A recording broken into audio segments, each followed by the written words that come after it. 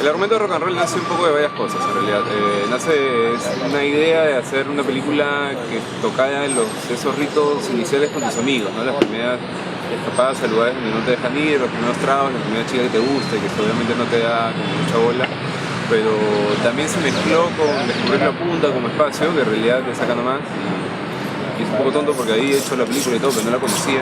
Bueno, yo fui adolescente en los 90, de hecho, pero ubicamos la película en los 60 por lo que significaba, ¿no? En los 60 pasaban muchas cosas, en el Perú y en el mundo en general. Digamos, en Estados Unidos estaba el movimiento por los derechos civiles, el movimiento hippie, mayo del 68, la primavera de Praga, había muchos floreamientos, nuevas libertades, y lo que buscan los personajes es buscar su libertad, ¿no? Mucho por eso. De hecho tenemos un epígrafe muy específico al respecto.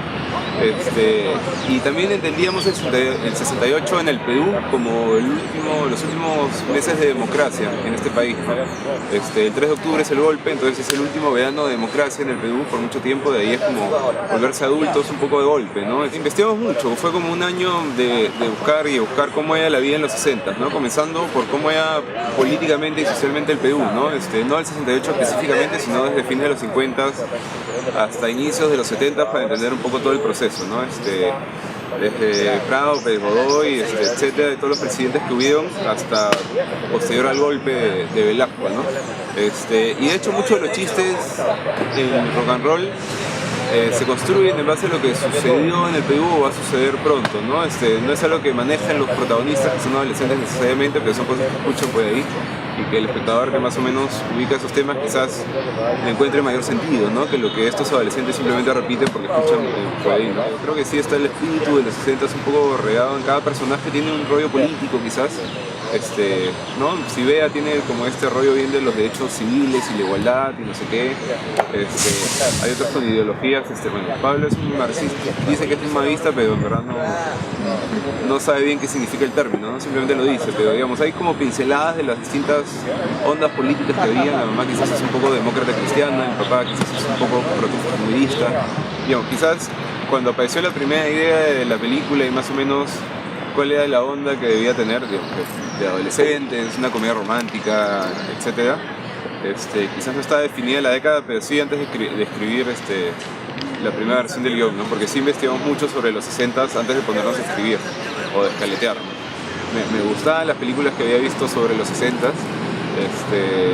me gusta Mad Men, digamos, pero no sé, no es que tenga un feeling vivencial y que mi casa sea súper sesentera, ¿no? De hecho me considero bien noventero en realidad.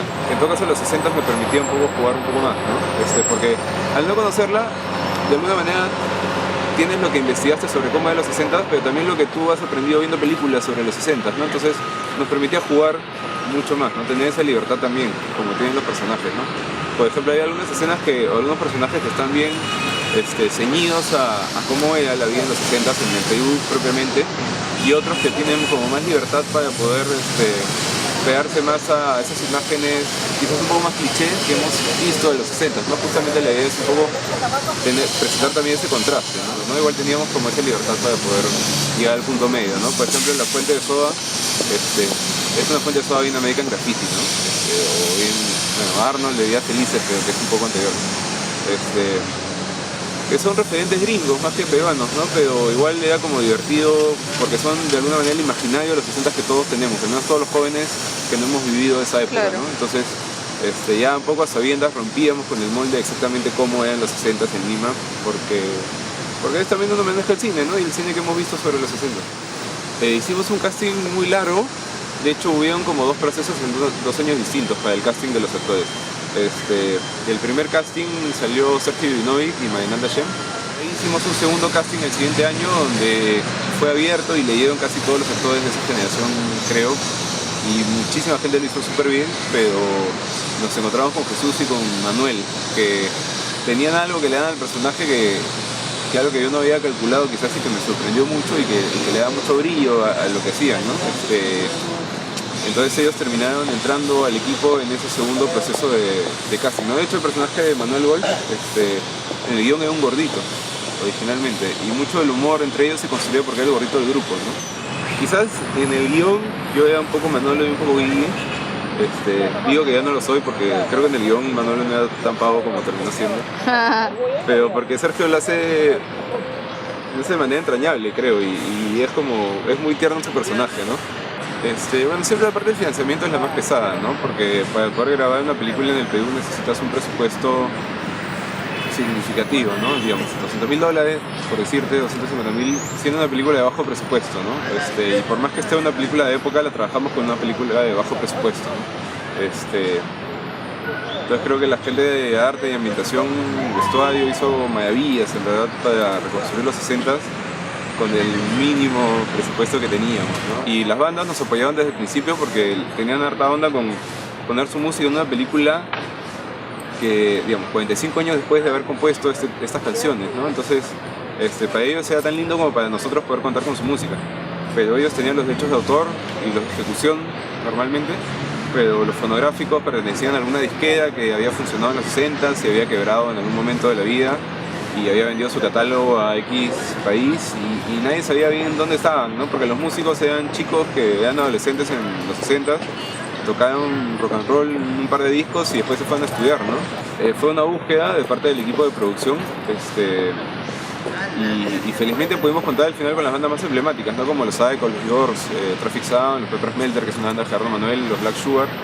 Pero hubieron bandas con las que originalmente pensábamos contar y no pudimos al final porque no había quien firme los derechos, ¿no? Quizás habían fallecido los músicos, no habían herederos y el tema legal no está regulado como para poder, digamos, con todas las de la ley poder contar con esa música, ¿no? Entonces, la idea fue desde el principio rescatar lo que era la primera escena de rock en el Perú, ¿no? Creo que hay muchas películas con música de los Rolling Stones, ¿no? Y creo que a ellos les da exactamente lo mismo si aparecieron o no Rock and Roll 68 y no es que la gente iba a descubrir digamos, a los Rolling Stones porque aparecían en rock and roll, pero sí quizás existía la posibilidad de que descubran a los Psychos, a los Yorks, a los Traffic Sound, ¿no? Parte de nuestra historia, ¿no? Entonces, si bien es una historia medio reciente de los últimos 50 años, es parte de lo que somos, ¿no? Y creo que valía la pena que esta película de alguna manera llevara esa música a nuevas generaciones, ¿no? Porque hay grupos especializados que conocen mucho estas bandas, pero no el gran público, ¿no? La película nace en tu cabeza quizás,